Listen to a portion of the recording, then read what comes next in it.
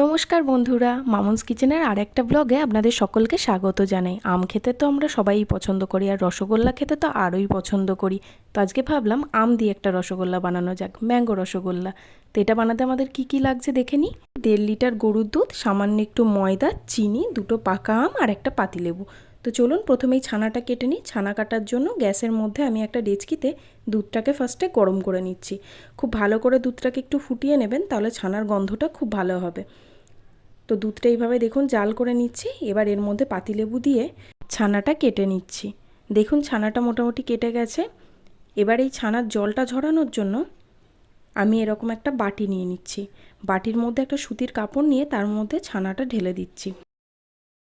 বেশিরভাগ জলটাই মোটামুটি বেরিয়ে গেছে। এবার এই কাপড়টাকে এরকম পেঁচিয়ে পেঁচিয়ে বাকি জলটুকুও বার করে নিয়ে একটা থালার মধ্যে এই ছানাটা রেখে দিয়ে এর ওপরে একটা জল ভর্তি গামলা বসিয়ে দেবো, যাতে কিনা বাকি জলটাও বেরিয়ে যায়। তো চলুন এবার আমগুলোকে কেটে নিই। প্রথমে আমি আমের খোসাগুলোকে ছাড়িয়ে নিচ্ছি। দেখুন আমের খোসাগুলো মোটামুটি ছাড়ানো হয়ে গেছে।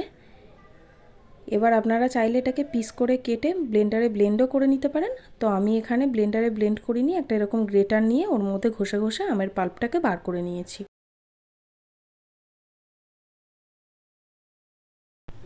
এবার আমি গ্যাসের মধ্যে একটা ফ্রাইং প্যান বসিয়ে নিয়ে আমের পাল্পটা ঢেলে দিচ্ছি এবং কিছুক্ষণ নাড়াচাড়া করে নেব। কাঁচা আমের থেকে আমের পাল্পটাকে যদি একটু নেড়ে নেওয়া হয় তাহলে তার গন্ধটা অনেক গুণ বেড়ে যায়। তো এটা হয়ে গেছে, নামিয়ে নিয়ে ভালো করে ঠান্ডা করে নেব। দেখুন আমি ঠান্ডা করে নিচ্ছি। চলুন এতক্ষণে ছানার জলটাও ঝরে গেছে, ছানাটাকে বার করে নিই। ছানাটাকে বার করে নিয়ে হাতের সাহায্যে খুব ভালো করে স্ম্যাশ করব। এটা মনে রাখতে হবে যে ছানাটাকে যত বেশি আপনারা মাখবেন তত ছানাটা স্মুথ হবে, মিষ্টিটাও খুব ভালো হবে। তো আপনারা দেখতেই পাচ্ছেন আমি কত সুন্দরভাবে ছানাটাকে মেখে নিচ্ছি। এইভাবে মেখে নেবেন, তাহলে মিষ্টিটা নিশ্চয়ই ভালো হবে। এবার আমি এর মধ্যে 2 চামচ মতো ময়দা দিয়ে দিচ্ছি, যাতে মিষ্টিটা খুব ভালো বাইন্ডিং হয়। তো ময়দাটা দিয়েও সেমভাবে খুব ভালো করে মেখে নিচ্ছি। এবার এর মধ্যে আমি 2 চামচ মতো আমের পাল্প দিচ্ছি। আমের পাল্পটা আপনারা আপনাদের ইচ্ছা মতো দেবেন। পরিমাণে বেশি হয়ে গেলে আবার মিষ্টিটা ঠিকঠাক হবে না, চাইলে একটু কমও দিতে পারেন। তো আবারও ভালো করে মেখে নিয়ে দেখুন এরকম করে নিয়েছি। এবার হাতের মধ্যে একটু তেল মাখিয়ে নিয়ে এগুলোকে ছোট ছোট করে লেচি কেটে নিচ্ছি।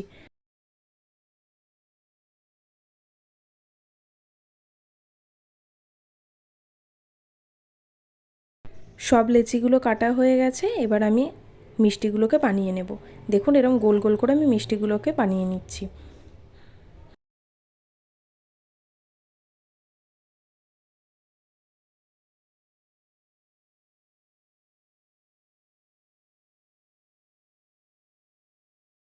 সব মিষ্টিগুলো বানানো হয়ে গেছে। এবার আমি গ্যাসের মধ্যে কড়াই বসিয়ে নিয়ে ওর মধ্যে 2 কাপ চিনি দিয়ে দিচ্ছি, বড় কাপের, আর জল দিয়ে দেবো। এক্ষেত্রে আপনাদেরকে রেশিওটা বলে দিই, যতটা আপনারা চিনি নেবেন তার ডবলের একটু বেশি জল নিয়ে নেবেন।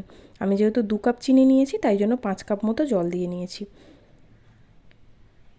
তো চিনির শিরাটা ফুটুক, ফুটে গেলে এর ওপরে দেখুন একটা ফ্যানার মতো অংশ ভেসে উঠছে, যেগুলোকে আমি একটা ছাঁকনির সাহায্যে ভালো করে ছেঁকে নিচ্ছি। এটা আপনারা একটু ছেঁকে পরিষ্কার করে নেবেন, তাহলে মিষ্টির ওপরে যে নোংরা ব্যাপারটা থাকবে না। তো ভালো করে ফুটে যাওয়ার পরে এর মধ্যে আমি আরও যে পাল্পটা ছিল আমের সেটা দিয়ে দিচ্ছি। খুব ভালো করে এরপর মিশিয়ে নেব। দেখুন আমি কত ভালোভাবে মেশাচ্ছি। কিন্তু এক্ষেত্রে বলে রাখি, মেশানোর পরেও দেখবেন আমের একটা দানা দানা মতো থেকে যাচ্ছে, যেটা মিষ্টিটাকে খুব নোংরা দেখাবে। ওই জন্য আমি এটাকে ভালো করে একটা ছাঁকনির সাহায্যে পুরো রসটাকে ছেঁকে নিয়ে পুরো মিষ্টির রসটাকে পরিষ্কার করে নিয়েছি। দেখুন আমার রসটা এবার কত পরিষ্কার হয়ে গেছে। তো আপনারাও চাইলে এই ট্রিক্সটা ফলো করতে পারেন। এবার আমি এর মধ্যে মিষ্টিটাকে ফোটালে মিষ্টিটা অনেক পরিষ্কার দেখাবে। তো চলুন আস্তে আস্তে এবার মিষ্টিগুলোকে দিয়ে দিই।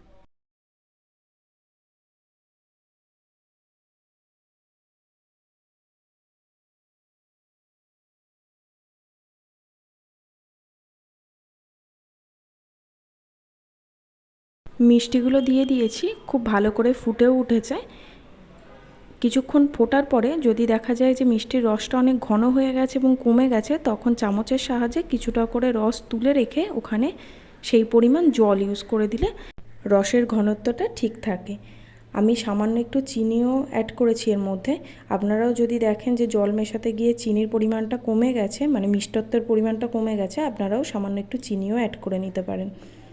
তো আমি আরও কিছুক্ষণ ফুটিয়ে নিচ্ছি। মিষ্টিগুলোকে আমি রসের মধ্যে 30 মিনিট মতো ফুটিয়ে নিয়েছি। এবার আমি এগুলোকে একটা বাটির মধ্যে তুলে নিচ্ছি। তুলে নিয়েই মিষ্টির মধ্যে আমি কয়েকটা কেশর অ্যাড করলাম। এটা একদমই অপশনাল, আপনাদের মন না হলে দেবেন না। আমার খুব গন্ধটা ভালো লাগে তাই জন্য আমি দিয়েছি। দেখুন মিষ্টিগুলো আমি প্রেস করে দেখাচ্ছি কতটা সফট হয়েছে। আর দেখা হবে নতুন কোনো ভিডিও নিয়ে। আজকে এই পর্যন্তই। যদি আমার ভিডিওটা ভালো লেগে থাকে একটা লাইক